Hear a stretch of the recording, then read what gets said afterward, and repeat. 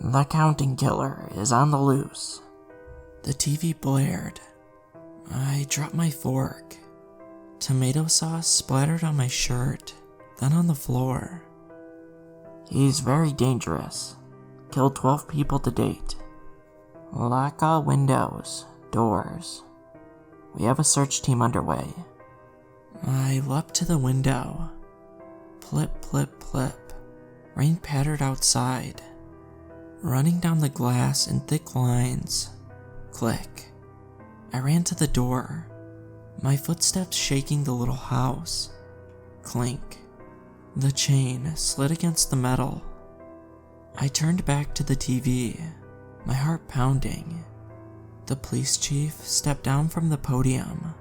A flurry of movement, microphones, cameras, pushing towards the stage, like the tide coming in. Do you think he's going to kill someone tonight? A man asked. What kind of question is that? He groaned and death glared the reporter. Look, he's looking for a hideout. Might try to break into one of the houses near the penitentiary. Gasps, murmurs. But don't worry, we'll catch him before that happens. A woman thrusted a microphone into his face. I heard he likes to stalk the victim through the house before killing them. Is that true? I cannot confirm or deny that, Chief said. The wrinkles in his brow deepened. He's covering up, I thought, turning the volume up. Of course he can confirm that. Teresa Rivers, victim number 3, was stalked inside her house for hours. The forensic team even proved it, and he writes what number kill each victim is in their own blood on their forehead. Isn't that correct? A man yelled. Yes, that is correct, he said, his face starting to shine with sweat. And I flicked off the TV, my heart fluttering wildly in my chest. Crack. Lightning flashed outside, throwing the backyard into relief. The swaying trees and wooden fence were white against the black sky. Shadows danced across the trees, the grass, the patio. And if one had too much imagination, they appeared to take form. I tugged at the blinds, pulling them over the glass door. But some of them were missing. Thunder rumbled. The windows rattled. Anxiety bubbled up inside of me, ready to burst. As I listened for sound over the fading thunder, silence, save for the pit-pack pit of the swelling rain. And then, the lights went out. Just my luck, I thought. The power's out. Never should have chosen a house so far from the main road. I stumbled towards the kitchen, banging into just about every piece of furniture along the way. I pulled at the drawers madly. There's gotta be a match in here, I thought. As forks and knives clacked against each other, I stopped. What was that? The thud of footsteps barely over the rain. Or was it just my imagination? Hands shaking, I grabbed the knife on the counter. No. A shadow. It disappeared behind the blinds, then reappeared in the gaps. Still frames of motion, like the pages of a flip book. I froze. The groan of metal resisting metal. The sound a locked door makes as someone tries to pry it open. Heart pounding, I ducked into the pantry. The air was thick and stale, steeped in expired bread and flour.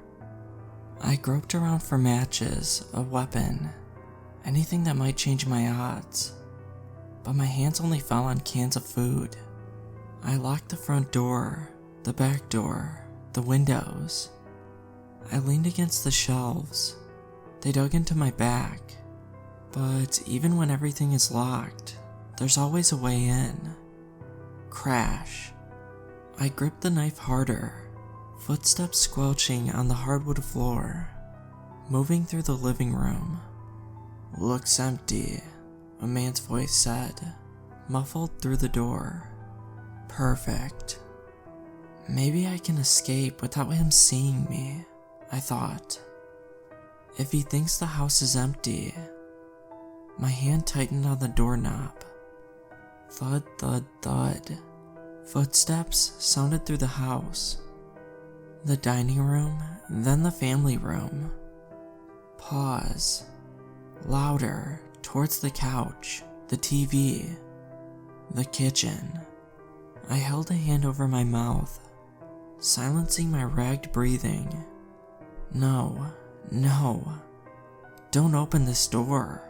White light reflected off the floor, shining through the crack, and thump.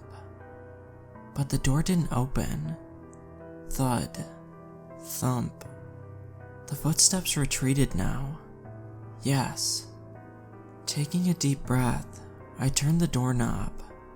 I sprinted out of the pantry, through the dining room, the family room. I was almost free. I could feel the doorknob in my hand, the rain on my back. I yelped. Cold, wet fingers clawed into my shoulder. "Don't move," he yelled.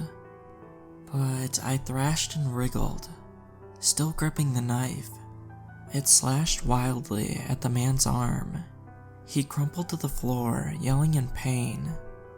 Between me and the door, the man reached for his hip, a gun gleaming in the dim light. I leapt up the stairs.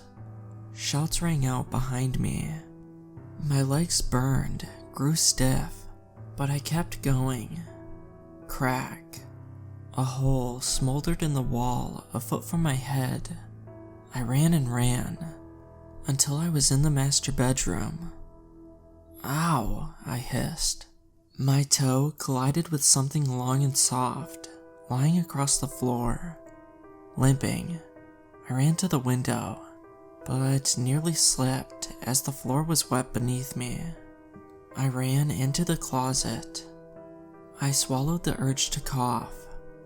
The fake, flowery smell from blossoms and perfume was overpowering.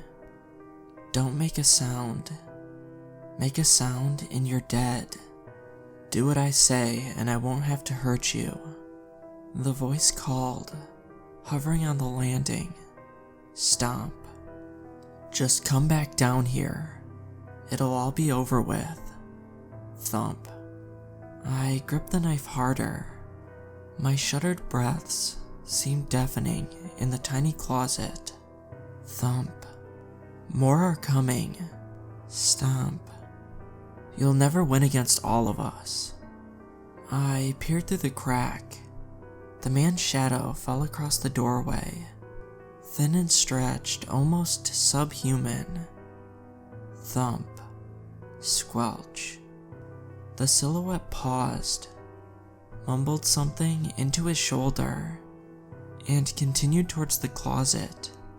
The blood froze in my veins. Shaking, I stood up. I rose the knife above my head. The doorknob turned. The door creaked.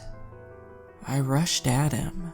In one smooth, powerful motion, the knife plunged into his chest. Thud. I collapsed, several feet away from the body. I did it, I thought. I'm alive. I threw my head back and began to laugh. I thought for sure I was dead meat. I laughed and laughed until my sides were sore. Then, I stuck my finger in the blood, and I traced it across the man's forehead. 15. Rumbling footsteps shook the house below. Shouts, murmurs, stomps. White rays of flashlights swept across the house. Damn it. He called for backup. I pushed the window open with a deep breath. I slipped out my victim's house and climbed down their flower trellis. I landed on the soft, wet ground below. Then I took off running into the forest.